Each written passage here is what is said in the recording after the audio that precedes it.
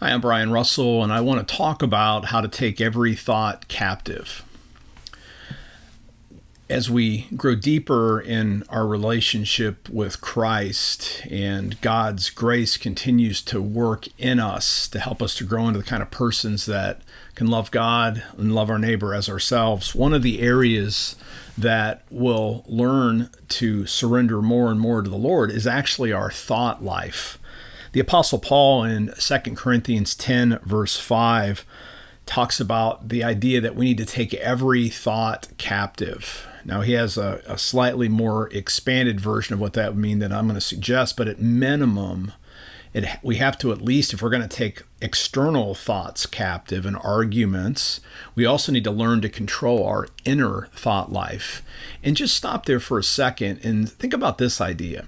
It's important for us to choose wisely the thoughts, ideas, and feelings that we allow to essentially live rent-free within our own minds and our own bodies.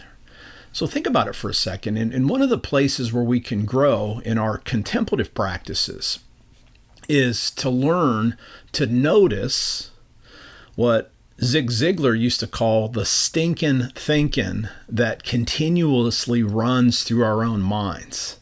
Right? So just take a few minutes today as you go through your day and notice simply every time a negative or judgmental thought rolls through your head about yourself. Like, what do you say about yourself throughout the day? What do you say about others? Think about all the judgmental thoughts, or maybe it's just me that you see another person and then a certain thought rolls through your head, right? Or even how often we judge our circumstances. So pay attention to that. And how do you take a thought captive? Now, this is the interesting metaphor, because it's the idea of arresting a thought or whatever, right? And putting it in jail. But that's not how you take thoughts captive. Those of us who have used centering prayer, you can also do this with journaling, but I'm going to talk specifically about how a contemplative practice like centering prayer can help you, is we have those 4 R's. First thing is, we don't resist thoughts because, you recognize you can't control them, but we don't retain them. When you find yourself in judgment, and remember, Jesus said, don't judge lest you be judged. And he immediately followed that up in Matthew 7 with the idea of don't notice, gnats in a neighbor's eye until you've taken out the boards out of our own eyes, or the spots in a neighbor's eye, right? We can always see every little thing in somebody else, but we don't always notice those things in ourselves.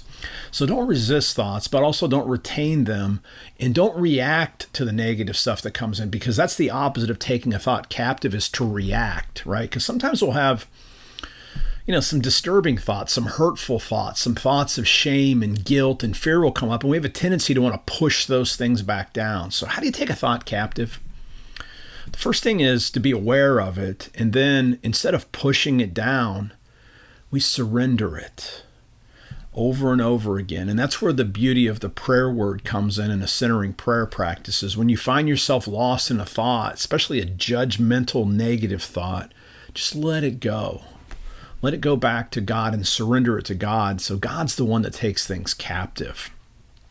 You do this over and over again, and you'll slowly unclog the pipes of your inner world. And when we unclog our pipes, God's Spirit can even fill us more deeply as God moves into every little nook and cranny as we push out the stinking thinking and allow God's love to flow into us. And as we love ourselves, as we experience God's love for ourselves, that love then flows out to others, and it flows back to God. So that's some ideas on how to take every thought captive. I'd love to hear feedback. And if you have any questions about contemplative practices or anything I just said, feel free to reach out to me directly. You can leave a comment, or you can email me at deepdivespirituality@gmail.com. It's been a real privilege to serve you today.